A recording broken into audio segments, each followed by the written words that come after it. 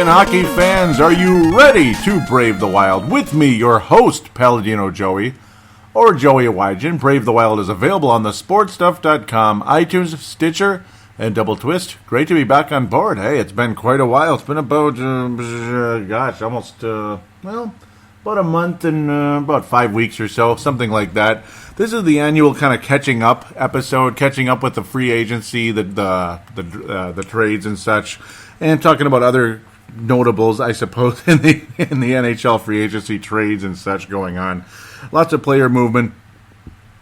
Ultimately, the Wild making some moves, of course, which you may know about, but it's our chance to finally talk about it here some more. And, of course, again, talking about some close division rivals who've, made a name for themselves over the years with Wild fans, the North Star fans, this and that, or one of them used to be the North Stars, making significant moves. It's going to be an interesting season coming up to see where the Wild pair in this division, how things change with Chicago and Dallas. We'll be talking about that a little bit. Obviously, the Wild make a significant trade, trading away Marco Scandella and Jason Pominville. Yes, Jason Pominville's contract gone back to Buffalo. Yes, man, I really love doing this episode, and I apologize it's been so long, but of course I've been very busy, and I know some of you out there are busy as well. Busy with the second job, the lawn service and all that. That's the second job. And then, of course, just, getting busy training people at work. I became a trainer back in May, so yay. It's always fun. It's just, you're just sitting there waiting for Matt Cullen to sign, or waiting for some other type of trade or some other type of deal to happen, and it's like you want to come on then, but okay, we're just sitting here waiting, and I can't wait forever. It's kind of like last year. Remember when I came on early August, late July? I believe it was early August, right around the same week, and that show did pretty well, actually. It sounded like a lot of you obviously waiting for your hockey fix, and I appreciate that. Those of you, welcome aboard. Really appreciate having you on board. This will probably be a one-segment shot, I'm thinking, but we'll see. Of course, we'll get to some comments on Facebook about the signings of Nino, Niederreiter, Mikael, Granlund. Finally, some acquisitions. Finally got that wrapped up. Good. It's nice to get that wrapped up. 5-year contract for Nino. 3-year contract for Mikael Granlund. We're waiting on another one with Marcus Foligno. Marcus Foligno, yeah. Like, well, who's that, right? Yeah, he's one of the guys we acquired from Buffalo. So we'll talk about that right here, first and foremost. Let's just get that started. Tyler Ennis and Marcus Foligno acquired for Marco Scandella, Jason Pominville, in a 2018 4th-rounder heading to the Buffalo Sabres. Yes, another draft pick going, but at least the Wild got one from Vegas coming in next season, another second-rounder. So thankfully, that was, of course, in the Eric Haula deal.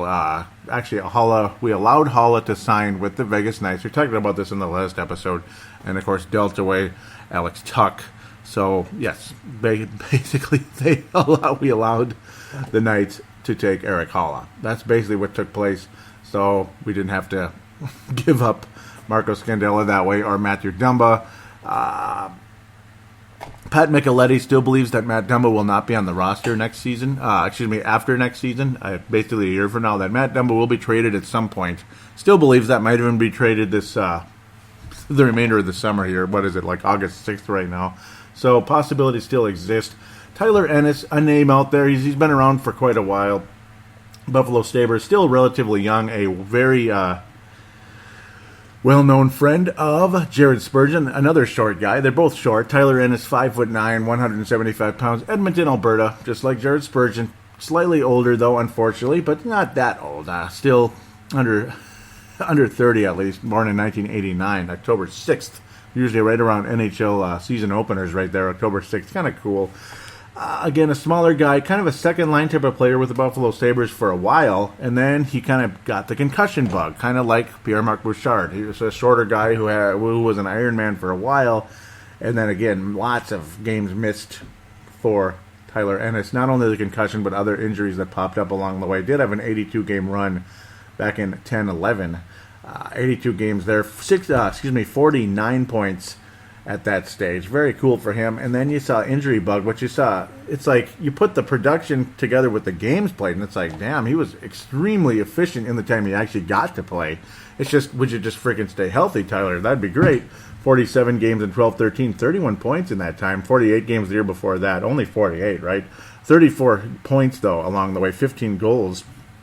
And then a couple years later, 13-14, copyright Dan Cole, and 14-15, he only missed a total of, at this stage, it would have been 6 games in those 2 years. That's not bad, 43 points only, though. So it's like he finally stayed healthy, but was it because the damage was done, or what's the deal? But then a major concussion issue taking place, 15-16, along the way. 46 points, though, by the way, in the 78-point season with Buffalo in 14-15.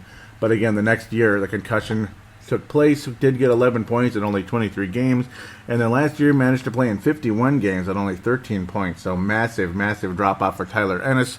The hope with Mr. Bruce Boudreau is that Tyler Ennis will be able to get things together again, kind of regain his skills that he does possess. Definitely a second line, kind of a second line skill type of player. Certainly not somebody you'd put on the third line because of physicality and such. That's not his forte. And he's not a top-line guy. So, again, he fits perfectly on the second line. That's what Tyler Ennis is if he can stay freaking healthy. Or maybe you shove him on the fourth line, but I don't think that's going to happen. Marcus Foligno, he's more of a bottom six guy. Physical player. His brother, obviously, much more accomplished with the Columbus Blue Jackets. The minute I heard the name Foligno, I'm like, oh, my God. And then, oh, shoot, that's right. Of course. That would be a perfect world, wouldn't it? Marcus Foligno's not a bad player, though. And it's just the whole drive thing with him. He's a big physical guy, 6'3", 226. Definitely fits the bill of a bottom six guy, a physical player, but a skilled bottom six guy. He is actually from Buffalo, New York, so he was playing for his home club. So unfortunately for him, he's leaving his home. But, he doesn't sound too pissed off about it. He's potentially going to arbitration at this stage, though, or he is going to arbitration. Will he win it? Will he not? What's going to happen here? A lot of people believe that he will wind up in the $2 million a year range, maybe a 3-year contract, something like that. He stays healthy for the most part, and then some years he misses games. I don't know. Or was he scratched because of lack of effort? There was kind of a back and forth thing, and again, Mr. Bruce Boudreau hoping to get the correct drive out of Marcus Foligno. A lot of them, again, Mr. Chuck Fletcher is, of course, the general manager of the Wild, and Bruce Boudreau, very intrigued by Marcus Foligno. Of course, both of them love Tyler Ennis, his skills. It's just that, again, can he regain it? Because the Wild were able to get that out of, again, Bruce Boudreau, that is, able to get that back out of Eric Stahl, who stunk his last year in Carolina and had a pretty rough go after the trade with the New York Rangers. Just not so good there. So, again, hoping to regain, Tyler Ennis and Marcus Foligno, hoping to regain some type of that skill. Foligno mostly trying to show the potential that he does have. He was a 4th-round pick, 104th overall in the 2009 NHL entry draft. Again, a big physical guy with the capability of scoring some goals. So hopefully he could be a very valuable third-line player for the Wild. Unfortunately, the best he's ever done is 23 points, 13 goals last year. That's a season high in 80 games. So, again, he played in all that, and he's physical. But can he do more? A lot of people believe the possibility does exist that Foligno can do more, but will he? Does he have the drive? Does he have the passion? Does he have the love of the game? Or is he just kind of there to make money and it's just kind of part of the show? I don't know. I hope so. And Bruce Boudreau, I believe, can get it out of him. Then it becomes, is he really as skilled as advertised, or is he just not that great? Hopefully, we pray to God that this trade does work out in a positive way. The Wild making a move, trying to bring in some skilled players. But again, it is kind of a risky move. Chuck Fletcher's has really bit the ice a few times in some of these trades, and that's quite unfortunate. Let's talk about some trades in the division and in the conference. Might as well talk about the Calgary Flames, too. That's my second favorite team in the NHL. Luckily, they're not in our division anymore, so I don't have to hate on them too much now. And, of course, I couldn't stand Jerome McGinley because he just tortured this club, and it drove me absolutely bleeping nuts. But now they're going to get their backup goalie, a guy I would have liked as a backup goalie if the Wild needed to acquire one, other than Alex Stalock. I would have liked to have Eddie Lack on the Wild. Now, he was inconsistent with Carolina. He was solid with Vancouver at one point, but when the Wild played against Eddie Lack, he looked awfully good, and he did have a strong second half of the season, but kind of like Brian Dozier with the Twins every bleeping season, or was it a strong start to the year and a big drop-off a couple of years ago, and now the last 2 years, when the pressure's off and the team is out of the playoff picture, the Twins aren't officially out right at this point, but they're heading that direction. But yeah, then Brian Dozier starts cracking home runs finally after stinking hardcore the beginning of the season. Eddie Lack did the same thing for the Carolina Hurricanes last season in the net. Of course, totally different sport. Yeah. But Eddie Lack is a more than capable goalie, and congratulations to the Calgary Flames acquiring Mr. Eddie Lack. I can't say young Eddie Lack. He's a veteran. Kenan Kanzig on his way to Carolina, and a 6th-round pick in 2019 on their way over there. Mark Mathot, a solid defenseman, the Las Vegas Knights had just gotten from the Ottawa Senators. Now Dylan Ferguson from the Stars and a 2020 second-round pick. That's perfect vision right there. Okay, sorry. Headed to the Vegas Knights, the Las Vegas Knights. Mark Mathot heading to the Stars, solid defenseman, and that's just the beginning of things. Should I continue with the Stars or jump into the Blackhawks? It gets kind of wild and crazy with the Blackhawks.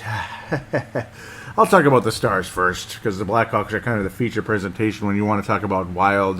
You don't want to call them a rival. Okay, they're a division rival, and they're a bully, and we hate them, but yeah, well, postseason rival, not really. I wish we could call them a rival, but you got to beat them in a series, really.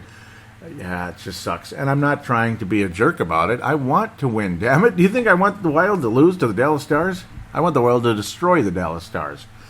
Okay, or Dallas Stars. Blackhawks and the Stars, yes. Yeah, both. Slip of the tongue there. Ben Bishop heading to the Dallas Stars in free agency. A nice solid acquisition there. Under $5 million a year for Ben Bishop. And the Stars also sign Martin Hanzal.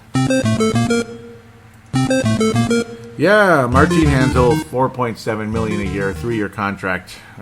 Martin Hanzal, well, you can have him, Dallas. Watch him do better now there. Whatever. That would figure, wouldn't it? It won't happen, will it? I don't know. But Ben Bishop's going to the Stars. Now they have a legitimate goalie, so... I don't know. That sucks.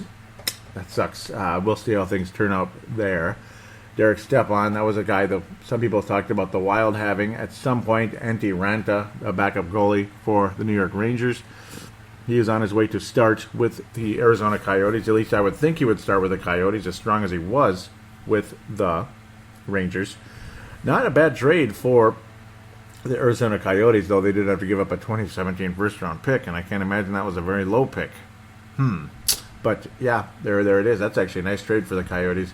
You know, I wasn't even going to really mention them that much, but, well, of course, you lead it into the Chicago Blackhawks, and that was a pretty nice trade for Arizona. At least, kind of, sort of, I got to think. Nicholas Hjalmarsson, excuse me. You know, remember that guy, the ultra-solid defenseman with the Blackhawks? Gone to Arizona. Well, all right. Yeah, Hjalmarsson, gone. Okay. Right. Yeah. Okay. Interesting. And remember Antemi Panarin, Tyler Mote, remember those guys? Especially Panarin, really solid player, really good with the Blackhawks. Kind of helped beat the Wild last year as things started to kind of crumble early in 2017. Headed into January, you know, things started to change a little bit, and into February and such. Well, Evil Otto's going back to Chicago, folks. Yeah. Oh my, it's just, it's one of those things. Jonathan Toews and our good friend by the name of favorite guy who just drives me nuts, Patrick Kane, another frickin' Wild killer. Now, of course, Jonathan Toews killed the Wild, too, with that frickin' hat trick. Yeah, well, they went to the front office and said, bring Brandon Saad back. That's basically what they did. And the Blackhawks also acquired Anton Forsberg in that deal. Laurent Dauphin and Connor Murphy going to Chicago in the Hjalmarsson trade. The Brandon Saad, Evil Otto. Now it's going to be fun again. I can talk about Evil Otto some more, because when he was over in Columbus, you couldn't talk about Evil Otto so much. Remember Evil Otto, the evil grin, and of course the evil smiley face in the classic arcade game for Atari, Berserk. The smile face, yep, that's Brandon Saad, that smirky face guy. Going back to Chicago, valuable player, you know, second line, tough guy, but that can definitely score, lots of skill. Going back to Chicago is Brandon Saad. Well, we'll see how this turns out. But lots of Chicago Blackhawk players like the Patrick Sharps and such were on their way out the past couple of years. But now they bring back Brandon Saad. Going to be interesting there. All right, Ryan Reeves is leaving the St. Louis Blues over to the Pittsburgh Penguins. I think I already talked about that. Jordan Schrader already talked about that. The Wild get Dante Salaturo. Woo, Dante Salaturo. Isn't that exciting? Well, we'll see. At least the Wild filling up the cupboards a tiny bit there in the prospect world. Very recently on... trying to remember which show it was on. It was on the Pondcast, which I really love. Of course, Cheddar B and Pat Micheletti had Bruce Boudreau on, and he basically expressed his frustration with Tyler Graovac, not in a major way, but it's like they kind of came into camp with an attitude of, well, I'm just going to get sent down anyway, and then when they did get sent down, they got pissed off, and he's like, well, if you really wanted to be here, then frickin' earn it. Earn it. Try. Try harder. So why are you mad at me when you came into camp literally, with the wrong attitude? You got to come in to win the job, not come in to just say, what the hell, I'm going to Iowa anyway. And, yep, so don't be... that's why none of us are all that surprised that Jordan Schrader and Tyler Graovac gone, because Boudreau not too impressed with them. I always liked Jordan Schrader, always liked the guy, but I guess he kind of came in with I don't know what it was, just like an agnostic attitude of I'm not going to even make it anyway, so whatever. And that's unfortunate because I do believe Jordan Schrader should be on the fourth line for the Minnesota Wild. I thought he's very valuable, that speed and all that. He could even move up, and he had some moments that he did, but ultimately all for naught as things changed. Jordan Schrader too. Columbus Blue Jackets, we all wish him the best, without a doubt, in that one. Unfortunate. So let's talk about the Wild keep their free agents. They keep them around. That's a good thing. Going to refer to the Facebook page because, of course, I got the links all joined up. Well, let's talk about some other things, too, very quickly before I jump into that. Victor Bailey has become an unrestricted free agent. Remember, he had that major injury. He was out for quite a while last year. That was unfortunate. Mike Riley signed a 2-year contract. Most likely will be on the Minnesota Wild coming in September into training camp and beyond, of course, into the regular season. So good for him, Mike Riley. And, of course, Gustav Olofsson. Gustav Olofsson will more than likely become a defenseman with the Wild as well. More than likely. Once again, our good friend Nate Prosser is going to St. Louis once again. He's joining, but this time Mike Yo's the coach, so the odds of him staying there much stronger. The Wild acquire Kyle Rao, the former Gopher. That's nice. Had a nice shot coming into camp to make it the fourth line. We'll see what happens. Darcy Kemper heads off to the team that he always played well against. Doesn't it always turn out this way? They always go to the team they played well against. That team gets impressed at them, and things go the way they do. Darcy Kemper will be a backup goalie with the Los Angeles Kings. Of course, Ben Bishop is gone, but Jonathan Quick's still there. Quick and Kemper. Well, there you go. It's going to be very interesting how things turn out there. Gustav Olofsson and Mike Riley, again, 2-year contract extensions there for those two guys. They're making about $1 million a year, so good luck to them. They're going to make some more money now. That's good. Finally get that little first break. Get things going like a real professional type of contract. Kyle Quincy, solid defenseman, veteran guy. Over the course of time, he'll be coming into camp competing. Former Detroit Red Wing. We'll see what happens. There's a pretty good chance he'll take Nate Prosser's role. Kind of a, seventh defenseman type of guy. More than likely. But we'll all find out there. Mike Weber is a free agent. He's out of the picture at the moment. A lot of people kind of wanted him to be called up. He's probably frustrated and on his way somewhere else. More than likely at this stage. Christian Foligno, that's the other major one right here.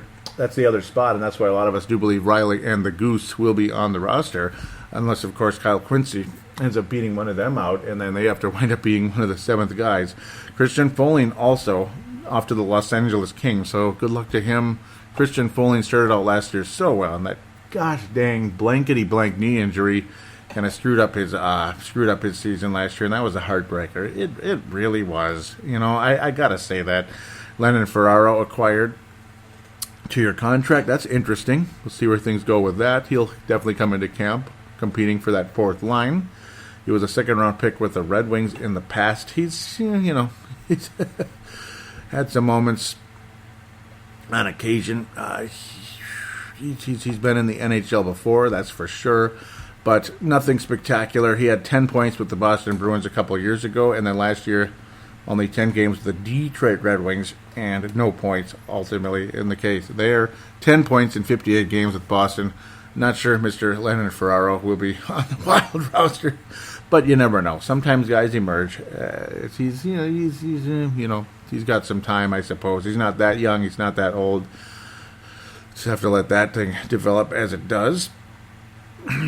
Zach Palmquist has been kept. Zach Mitchell's been kept. He was a nice, steady veteran there with the Iowa Wild. Steve McCulloch, Wild 6th-round draft pick in 2011.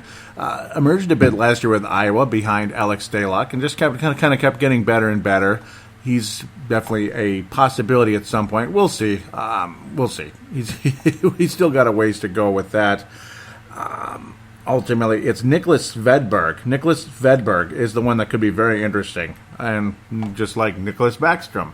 And it's not because he has the same name. It's not because he's from the same first name. That is not because he's from Sweden and all that. Of course, Mr. Backstrom was from Finland, but this is an interesting one. A very interesting possibility here when it comes to a guy that could compete with Alex Stalock, because even though he had limited action in the NHL, everything was extremely good. He played only one game in 13-14, and he was excellent in that one. But last year, well, he played in 18 games. He started 14 of them. 2.33 goals against average for a Boston team that wasn't that good. 2 shutouts. You never know. He's a guy that could emerge as a possibility here. And he's at that age. He's about a year older than... Not even a year older, a few months older than Darcy Kemper, where they start to come around because goalies take time. He was an undrafted free agent like Nicholas Backstrom, like Dwayne Rolison, guys like that. Guys that kind of sat under the radar and then they emerge. We'll see what happens with Nicholas Svedberg. That must be the guy, I guess, that the Wild were going to bring in because they don't have the free agent space to bring in a name. Unless, hopefully, you could get Chad Johnson down to some really, really low number. But I think it's between Nicholas Svedberg, and Alex Stalock to be the backup goalie behind Devan Dubnyk. And I think Nicholas Svedberg could be the guy. I would not be surprised, even though Stalock also could be the guy. Maybe you start off with Stalock, and then you watch Svedberg and McCulloch down in Iowa. That ain't a bad duo. I mean, that ain't bad. So, and either way, if Stalock is an outstanding AHL goalie, but you got to have a nice backup to Devan Dubnyk, or we're absolutely screwed. So, I mean, because that's what happened last year. Dubnyk was in there way too long. The whole talk last year coming into the season is, can Darcy Kemper be a solid backup and spell Devan Dubnyk enough games so Dubnyk doesn't wear out and burn out? What happened with Nicholas Backstrom every single frickin' season? What happened? And then eventually he started to get so injured and so battered and so broken down, he couldn't play anymore. At all. He was absolutely horrendous. He couldn't even be a backup goalie to Darcy Kemper when Wild didn't even make a move after a goalie that summer a couple of years back, and then the Wild had to make the trade with Devan Dubnyk and got, really damn lucky, and that's exactly what happened. But then you sent him to a massive contract, which, I guess it doesn't kill the team. It's not like the other two guys who signed on July 4th, 2012 or anything. We don't need to name names. We kind of have an idea who those guys are. But, yeah, I mean... We just kind of left ourselves hanging at the goaltender position for so long. So now hopefully the Wild, with Alex Stalock or Nicholas Svedberg, can have that nice, solid backup goalie. Maybe one day Svedberg is a starter. You never know. He seems like that kind of guy. But, of course, it's not like I'm an expert on Nicholas Svedberg here. But he's been very solid in the time he has been in the National Hockey League, and all of his AHL, or actually his foreign numbers, very strong ultimately as well. So... we'll see. We'll just let things develop, but he has not been afraid. He has not been beaten too badly at the NHL level so far. So, good luck, Nicholas Svedberg. That's definitely a guy that could be your training camp hero, so to speak, that can come in and do something. I mean, Dwayne Rolison came in and he pushed Jamie McLennan out of the way, and he ended up being one of the most valuable goalies in Wild history. Helped the Wild go on that playoff run with Manny Fernandez. So, it was something indeed. And years later, Nicholas Backstrom came in and beat out Josh Harding. And it surprised a lot of us. And there you go. I mean, it was quite the shocker. Manny Fernandez was the starter. He just signed a big contract. And then Nicholas Backstrom was way better than Manny Fernandez after, well, a few months of Manny being the main guy, and Backstrom was just adequate.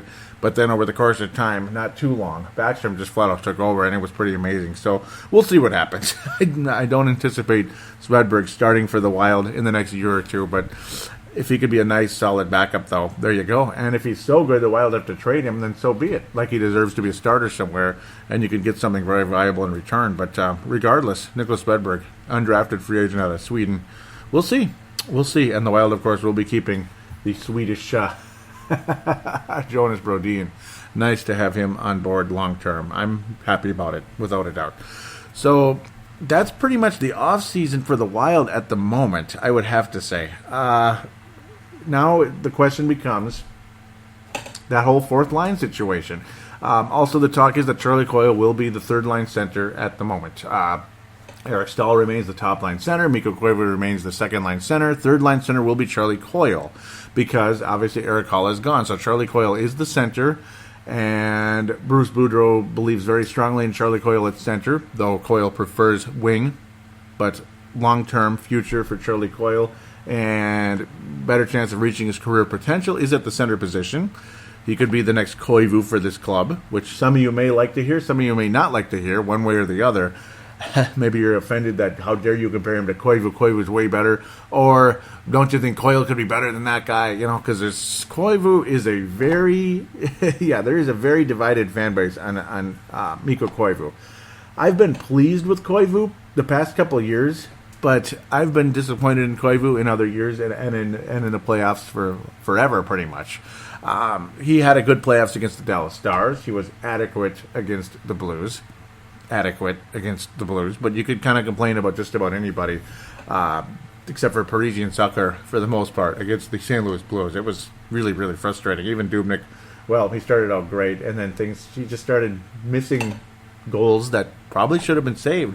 And that's what happens when you don't have a backup goalie, and the guy's burnt out, and mentally he's kind of fried because he's had a cajillion pucks coming at him all season, forever, and he never got any rest. And then when he did get rest, maybe it was the wrong time, wrong place, this and that. He needs to get consistent rest and maybe even get challenged a little bit. Like, hey, maybe you're not the super starter you think you are. Maybe you should just be a platoon, Devin Dubnyk, because Mr. Swedberg is this good, or even Stalock. Okay, yeah, go ahead and laugh at me when I say that, but who knows? That's the hope. So the fourth line situation is Matt Cullen going to be the center of the fourth line? Is Yuletide Eriksson Ek? Is Eriksson Ek going to be the center for the fourth line? A lot of people love Yule Eriksson Ek. I like him an awful lot as well. It was frustrating, and every time he saw some momentum out of him, he'd slow down, things would kind of catch up to him, the NHL would kind of catch up to him, and I don't know. But he's got an off-season under his belt now, some more time in the weight room, some more time on the ice, practicing on his skills. Yule Eriksson Ek, top draft pick in 2015, could be a very valuable guy. Again, Kunin is going for it hardcore. The top pick in 2016, hardcore. Of course, played for the Badgers last year. Had a hat trick at the AHL level very early. Maybe you might even see Dmitry Sokolov, who finally got to be with the Iowa Wild at the end of the year. The Wild were able to get him for about a week there. The Iowa Wild, that is. And he scored. He scored a goal in one of the two games he played for the AHL's Iowa Wild. And I really like Dmitry Sokolov. I really do. And we're going to talk about his counterpart, the other Russian guy, Toprazov, in a little bit. Man, I really want to see him in a Wild uniform. And I want him signed for many years with this club. But then again, let's see what he can do at the NHL level first before we get too excited about signing him to a $100 million contract. Let's not think about that anymore. Let's stop with these 13-year contracts. I just can't even believe they exist. But they don't anymore. It's just we happen to be the trendsetter for that kind of contract not existing anymore. It just sucks when you're one of the guinea pigs in that situation, but I guess we kind of ended up being that. I'm in a weird mood. Can you tell? I don't always necessarily talk like this, but sometimes I do. I don't know. I'm in a weird mood because I'm hopeful with the Wild, but I'm very much not convinced right now. And, I just wish there was more positivity coming in. I think this team can be good, though. Absolutely. And I think, anything could happen. Maybe Dumba emerges and becomes that superstar you're hoping he could be. Maybe Brodin becomes a 35-point guy. Spurgeon, just stay healthy and be that stud defenseman. And he's pretty much my favorite player on the whole team. Granlund. He's now got 3 years, and he's now got a new 3-year contract, $5.7 million per, about 5.75, whereas Mr. Nino Niederreiter's got a 5-year contract with $5.25 million per year. Both of those guys, hey, just continue to get better. You've had wonderful seasons last year. Please, Granlund, continue to improve. And again, it's a 3-year contract, so it gives him more motivation to get that even bigger contract next time around, where Nino Niederreiter is set for both of them are generally set for life as long as they're smart with money. Niederreiter's got a nice, very long contract, where Granlund's got 2 years less, a little more to fight for. So you hope that Granlund can become this star that a lot of people in this town like an awful lot. Pat Micheletti believes he could be a 100-point guy in the Eastern Conference. That's a huge statement. And Pat Micheletti, he's obviously on the mural and all that with the Gophers. Sometimes he'll make big statements. Sometimes he's leery on it. But that's a pretty nice endorsement, I'd have to say. And I hope Granlund can be that. Of course, the Western Conference is much more physical than the Eastern Conference, kind of like the NBA. But it is what it is. Hopefully Granlund can become an 80-point guy. That's the next step for me. And Charlie Coyle, the guy who's we're almost kind of forgetting here, because a lot of us almost thought he might get traded this offseason. Charlie Coyle, please, is this finally going to be the year, or maybe that is like Koivu, because Koivu never had that 70-point season, did he? You always thought he was going to be this wonderful, all-star type of guy, and he never really was. He just was good here and there. Fourth line, again, I keep bouncing around with it. Is Kyle Rao going to be on that fourth line? I don't know. Is Matt Cullen going to sign and be the center for that team? I do think Yul Eriksson will be on the NHL roster, but it's, and Luke Cunnin as well. And then it gets really interesting from there. Greenway, unlikely, will be in the NHL this year. Hopefully he'll get to the AHL late next season. Maybe it would be quite awesome indeed to see Jordan Greenway at the AHL level and see what he can do there, because he's been a valuable college guy so far. Obviously, you still got Chris Stewart. Woohoo! That's very exciting. So he's like the shoe-in. And then after that, more than likely, Yul Eriksson. But will he be a winger? Will he be a center? Luke Cunnin, or is it going to be again Matt Cullen? Is Matt Cullen going to retire? Is he going to go back to Pittsburgh? Is he going to come here? Is he going to go help the Nashville Predators, because he played for the Predators also? I remember that the runner-up and all that. Mike Fisher of the Nashville Predators is retired. Maybe Matt Cullen can go fill that spot. I don't know, but it would be very cool to have Matt Cullen on the Minnesota Wild one more time. One more shot with Matt Cullen. Win one more Stanley Cup. Maybe he could three-peat. Who's the last NHLer to three-peat? It'd have to be one of the Montreal Canadiens, wouldn't it? For the most part. So, yeah, for the most part, it's been a long time. Back when the Montreal Canadiens were winning Stanley Cups about as much as it rains here in the summertime, for crying out loud. Okay, enough. Let's go to the Facebook page. Enough of my goofiness. Let's go to Twitter first, actually. At Brave the Wild. At Brave the Wild. I want to give a shout out to Hockey Podcasts, at NHL Podcast, at NHL Podcast. Thank you very much for retweeting the links to the show that I post out there every time I release a new show. It's awesome. There was a conversation brought up by Graham Anderson, who's the greatest Minnesota Wild player of all time. I lean towards Marian Gaborik. Most people are strongly leaning towards Mikko Koivu.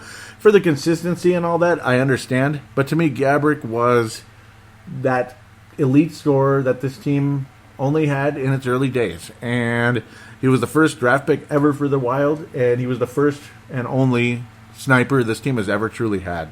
So to me, that's a position that this team has been chasing ever since. They wanted more consistency out of Gaborik. That was the one thing. And it seems like consistency doesn't exist with this team, except maybe Jared Spurgeon if he could stay healthy. That's all. Just to continue to stay healthy. You're getting lots of arguments about Koivu, that Koivu's number 9 will be retired, Gaborik's will not. I got it, but it sums it up because Gaborik left. Yes, I understand the frustration and the lack of loyalty and all that. Gaborik was just kind of what he was, That doesn't mean that Gaborik is an inferior player to Mikko Koivu, though at this stage he is, because he's completely done. Too many injuries and all that. That's the other side that hurts Gaborik's case. It's tough. It's tough. I miss Gaborik a lot more than I'd probably miss Koivu. I miss what Gaborik brought when he was a member of the Wild. But, okay, we'll just leave that as is. I'm going to leave it open, which is kind of lame. I'm going to stick with Gaborik, okay? At this stage.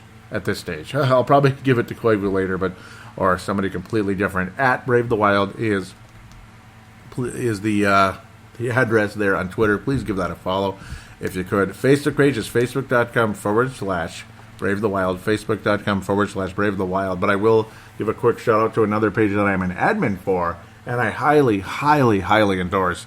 Facebook.com/MNW Players. Facebook.com/MNW Players. It's also a website. You'll find the link to the website on the Facebook page, or just look up MNW Players. You could Google it, whatever. Just an awesome website. Oh, I love these guys. I really do. Oh, man. Pavel Bunyat and Marek Skyba, they run that website, they created it, and I want to say just huge shout out to you guys. Haven't heard from you in a while, and it's partially my fault. I haven't contacted them either, but we see each other on Facebook a lot. Kind of the posts and everything, maybe occasionally comment on each other's posts.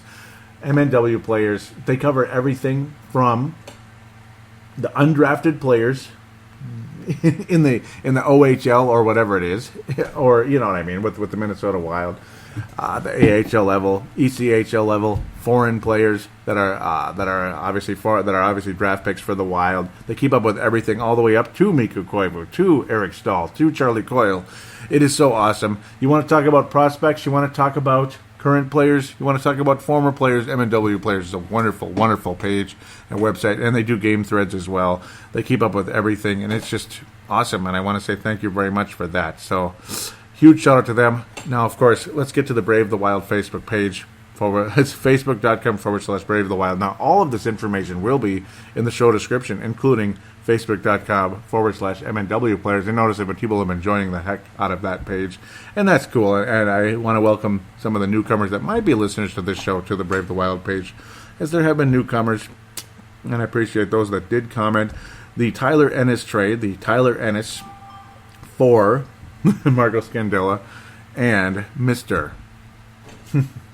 Jason Pominville. Benny Allen out of Australia, and yes, he's correct on this. It just sums it up right here. Minnesota Sabres at it again, because the Minnesota Wild have constantly traded with the Buffalo Sabres, just like the Timberwolves used to trade with the Boston Celtics. Unbelievable. Benny Allen continues, as I was saying, unbelievable, isn't it? He says, at least we got rid of Palmer's bad contract to sign some of restricted free agents, and yes, and it did help the Wild finally sign Nino Niederreiter and Mikael Granlund. Niederreiter first, Granlund second, and now we'll go from there. See if the Wild do bring in a veteran to help on that fourth line. Bottom six, whatever, maybe even third line, depending on how things go, penalty kill and all that. Or is it all just on the young guys to come in? Young guys and kind of the veterans that you'd call fringe AHL guys. We'll see what happens. Tyler Ennis and Marcus Foligno will be helping out with the second and third lines, more than likely. Hopefully Foligno doesn't have to spend too much time on the fourth line. Talk was that the Wild were looking to solidify their bottom six, and and there it is, in a competition for the backup goalie. I posted the article from NHL.com, actually, ultimately from that one. And, it's going to be interesting to see Nicholas Svedberg duke it out with Alex Stalock. I posted that Mike Riley and Gustav Olsson will most likely be on the Wild roster. The Wild blue line next year, as both of them are now on 2-year one-way deals. So regardless, they will be getting over $1 million a year to play with the Wild one way or another, Iowa or Minnesota. So odds are they will be staying with Minnesota. But I suppose at least it's not a massive contract. Like, you wouldn't want Parisi on the AHL making... Yeah, let's not even think about that. Travis Finch, nice to meet you. Hopefully he's a listener, not only posting on the page. He says, we kept Riley and traded Scandella. Can we just flush this turd, please? Or call Mike Weber out of Iowa? Yeah, now Mike Weber left. He said, yep, I was saying it's all about salary dump. Sadly, it's what happens when we have so many bad contracts. Travis Finch says it's what happens when we have a jackass GM. Now, I do not endorse everything Chuck Fletcher has done, but I don't hate everything Chuck Fletcher has done either. I was saying how he's still better than Doug Risebrough, The drafting side, he's definitely been better. As for trades, I think they're equally not so good. Chuck Fletcher has not made a lot of good trades. He is, boy, especially the mid-season ones. Oh, I'm waiting on it, man. I mean, now Pominville was good the first year after we made that trade, but it was an expensive trade. That's what I didn't like, was how expensive it was. Now, he was the best scorer on the team at the time. He had like 30 to 35 goal seasons. Now, that's wonderful. I appreciate what Jason Pominville brought. And, of course, his first year on his new contract, because he was a free agent, he was like a rent-a player at the time when the Wild acquired him from Buffalo. Helped the Wild make the playoffs. Of course, we got slaughtered by Chicago. And, of course, the frickin' Mr. Brown there in Los Angeles gave Pominville a concussion with an elbow to the face. Thank you very much. Elbow to the forehead. So that kind of screwed that up.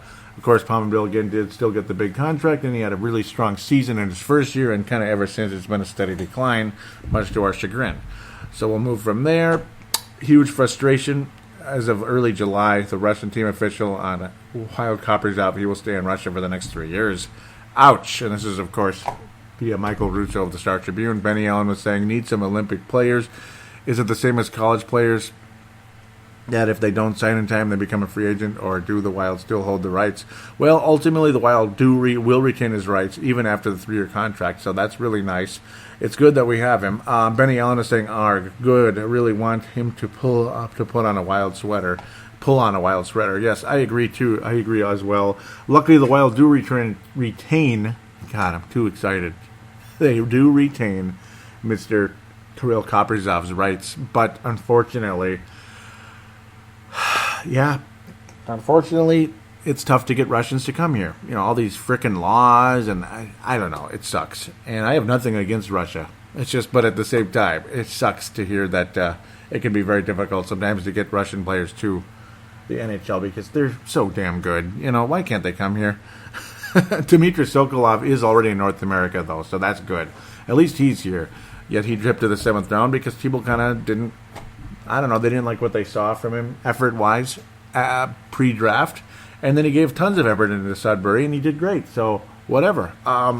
We'll see what happens. Hopefully, Mr. Sokolov can at least get to the AHL and go and kick some butt there, and we'll see what happens. Maybe get called up. I talked about the contracts. I added that. There were no comments, but I posted them. Ultimately, Mr. Niederreiter's is 5 years, 26.25. That is 5.25 per year. And then the 3-year contract for Mikael Granlund, or Granlund, right? 3 years, $17.25 million for Mikael Granlund, who ultimately will be on that wonderful second line, which has not been broke up. At least we'll see what happens as things start. But Koivu, Granlund, and Zucker, love to see that line go out there and kick some major ass once again. I would not be surprised to see Mr. Niederreiter on the first line this year with Eric Stahl and Zach Parise. But that's all, again, yet to be seen because, I don't know, it's all interchangeable at times. Parise might not be on that top line. He might be on the third line. So what am I talking about? Maybe you see Coyle up on the top line at right wing, but then again, I guess we won't. It's all going to be very interesting to see who goes where, but we'll just have to let that develop as is.